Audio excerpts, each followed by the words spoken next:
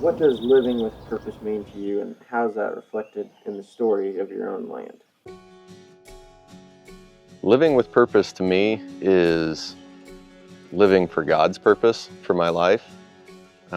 Being a person of faith we have a guiding light, and how we use our land is just daily asking for what His will is and looking for opportunities to glorify Him and what we do with it.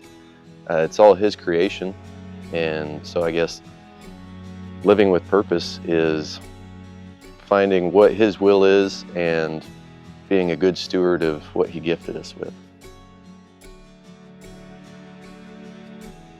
Homesteading for us is about connecting to the land. You can live on a farm and just experience rural life in a different way, but homesteading for us is a little bit about self-sufficiency, and also about doing some things that are intentionally a little bit more difficult.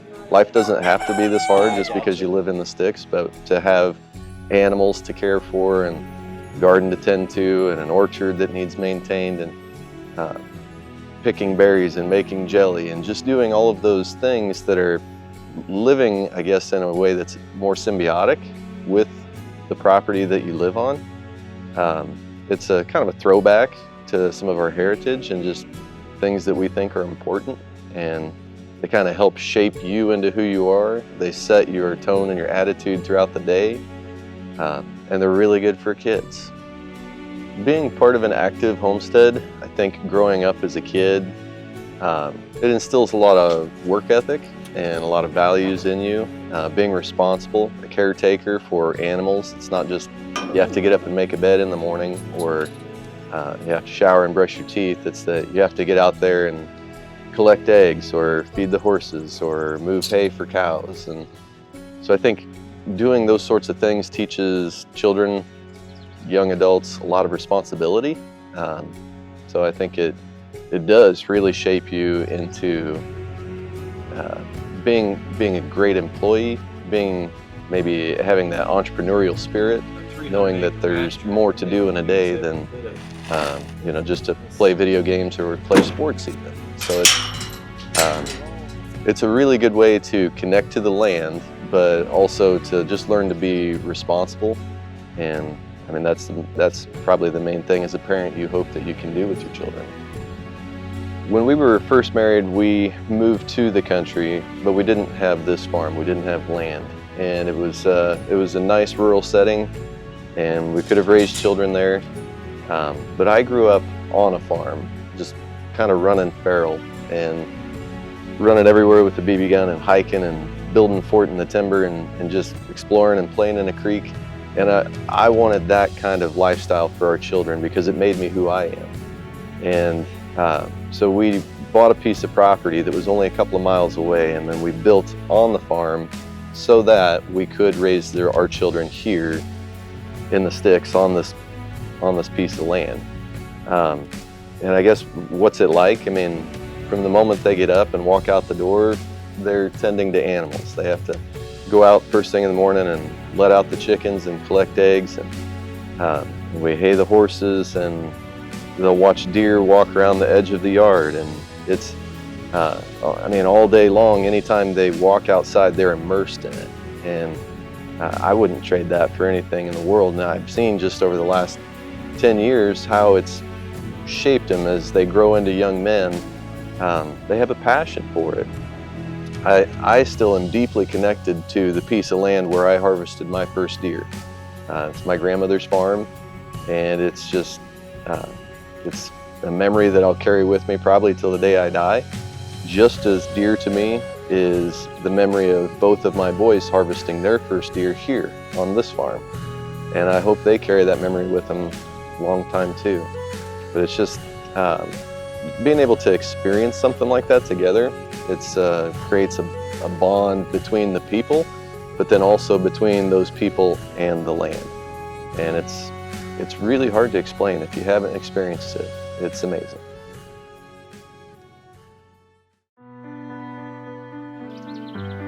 So tell us a little bit about the Merkantile Project. How did it come about? So there's this historic building in our local hometown. It's kind of almost the center of our county, and we drive through it all the time. We drive by this really cool old building, and Jackie keeps making comments about what a cool place it is. We both do, and she says, somebody needs to do something with that building.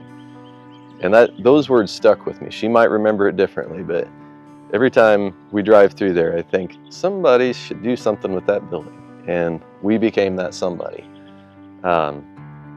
She had this vision, this idea about a sort of country store, and something that would sell locally sourced products and farm-raised goods, beef, maybe honey, chicken, eggs, produce from the garden, things like that.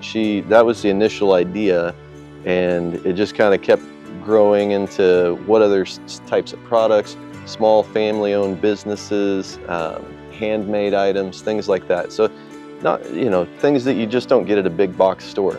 We feel like our culture has lost a lot, has lost that connectedness and that community that happens when people buy local, when they focus on getting products from their neighbors instead of ordering something from overseas.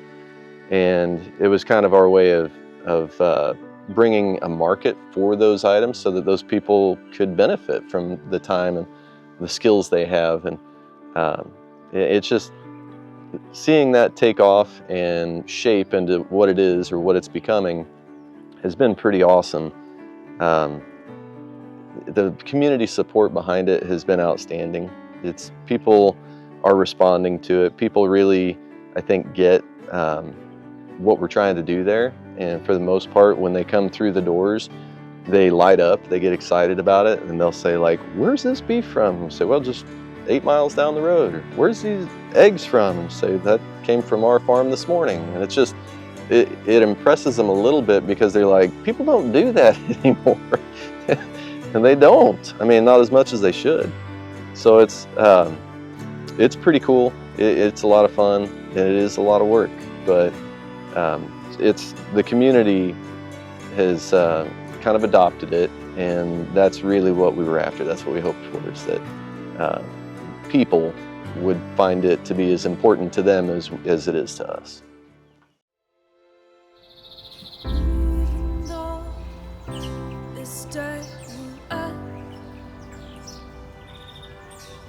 And the night will quickly come again. What lessons about land and stewardship do you hope your kids will pass on someday? So I hope land is important to them. I hope they at least understand how important it is to Jackie and I. So I think we're on the right track there. I think as our kids grow, they will either decide they want to have a piece of land someday that they can come back to. They want their children and their grandchildren to have the same type of upbringing or experiences that they got to enjoy growing up.